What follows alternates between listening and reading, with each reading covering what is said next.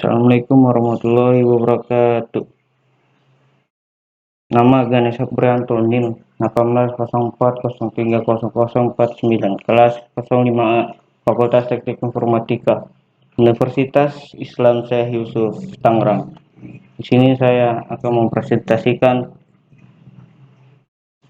artikel Intelligent Era Industri 4.0, Tantangan dan Peluang Perkembangan Pendidikan Kejuruan Indonesia. Sejarah revolusi industri dimulai dari industri 1.0, 2.0, 3.0 hingga industri 4.0. Fase industri merupakan real change dari perubahan yang ada. Era industri 1.0 ditandai dengan mekanisasi produksi untuk menunjang efektivitas dan efisiensi aktivitas manusia.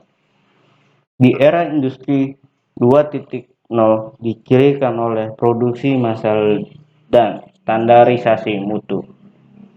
Di era industri 3.0 ditandai dengan penyesuaian massal dan fleksibilitas manufaktur berbasis otomatis dan robot.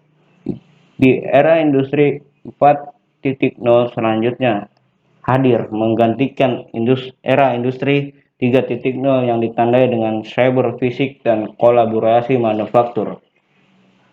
Istilah industri 4.0 berasal dari sebuah proyek yang diprakarsai oleh pemerintah Jerman untuk mempromosikan komputerisasi manufaktur. Era industri 4.0 ditandai dengan peningkatan digitalis manufaktur yang didorong oleh 4 faktor. Yang pertama, peningkatan volume data, kekuatan komputasi dan koneksi. Yang kedua, munculnya analisis kemampuan dan kecerdasan bisnis. Yang ketiga, terjadinya bentuk interaksi baru antar manusia dengan mesin. Dan keempat, perbaikan instruksi transfer digital ke dunia fisik seperti robotika dan 3D printing. Lifter and Schreiner 2013 menambahkan prinsip dasar industri 4.0 adalah penggabungan mesin, alur kerja, dan sistem dengan menerapkan jaringan cerdas di sepanjang rantai dan proses produksi untuk mengendalikan satu sama lain secara mandiri.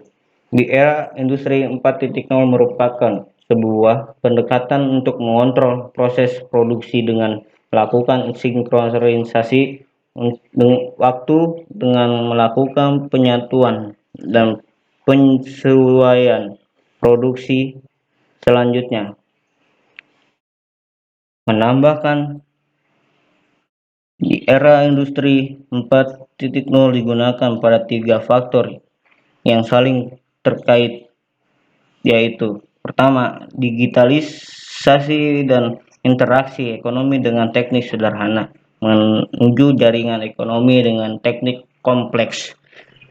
Dan yang kedua, digitalis produk dengan layanan. Dan ketiga, model pasar baru Ball and Wheel 2015 memetakan era industri 4.0 dengan istilah kompas digital. Revolusi digital dan era disrupsi teknologi adalah istilah lain dari era industri 4.0. Disebut revolusi digital karena terjadinya proliferasi komputer dan otomatis pencatatan di sebuah bidang. Di era industri 4.0 dikatakan era disrupsi teknologi karena otomatisasi dan konektivitas di sebuah bidang akan membuat penggerakan dunia industri dan persaingan kerja menjadi tidak linear. Salah satu karakteristik untuk di era industri 4.0 adalah pengaplikasian kecerdasan pembuatan atau artificial intelligence. Salah satu pembentuk aplikasi tersebut adalah penggunaan robot dan penggantian tenaga manusia sehingga lebih murah, efektif, dan efisien. Di era industri 4.0 sebagai fase revolusi teknologi mengubah cara beraktivitas manusia dalam skala ruang lingkup, kompleksitas, dan transformasi dari pengalaman hidup sebelumnya. Manusia bahkan akan hidup dalam tidak kepastian global. Oleh karena itu, manusia harus memiliki kemampuan untuk memprediksi masa depan yang berubah sangat cepat. Tiap negara harus merespon perubahan tersebut secara terintegrasi dan komprehensif. Respon tersebut dengan melibatkan seluruh pemangku kepentingan politik global, mulai dari sektor publik, swasta, akademis, hingga masyarakat sipil, sehingga tantangan di era industri 4.0 dapat dikelola menjadi peluang.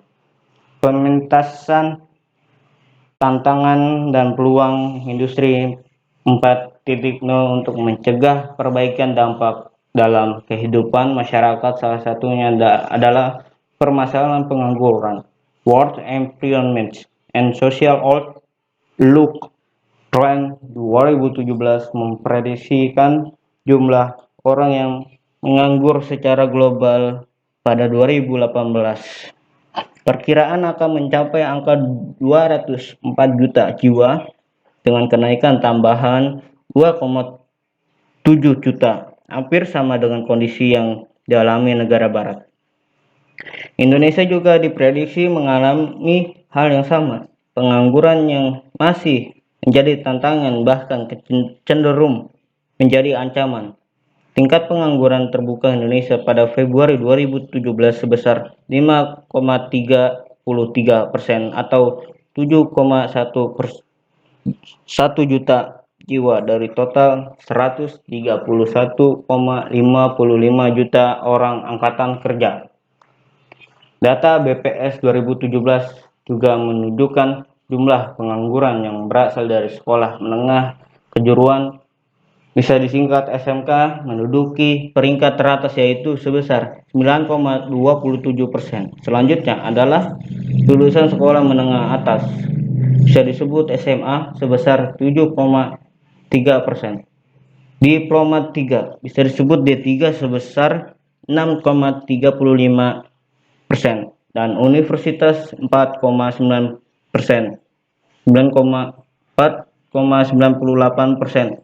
Diidentifikasi penyebab tingginya kontribusi pendidikan kejuruan terhadap jumlah pengangguran di Indonesia, salah satunya disebabkan oleh rendahnya keahlian khusus dan soft skill yang dimiliki. Permasalahan pengangguran dan daya saing sumber daya manusia menjadi tantangan yang nyata bagi Indonesia. Tantangan yang dihadapi Indonesia juga ditambah oleh tuntutan perusahaan dan industri. Bank Indonesia 2017 melansirkan bahwa pasar kerja membutuhkan multi skill lulusan yang ditempatkan oleh satuan dan sistem pendidikan, baik pendidikan menengah maupun pendidikan tinggi.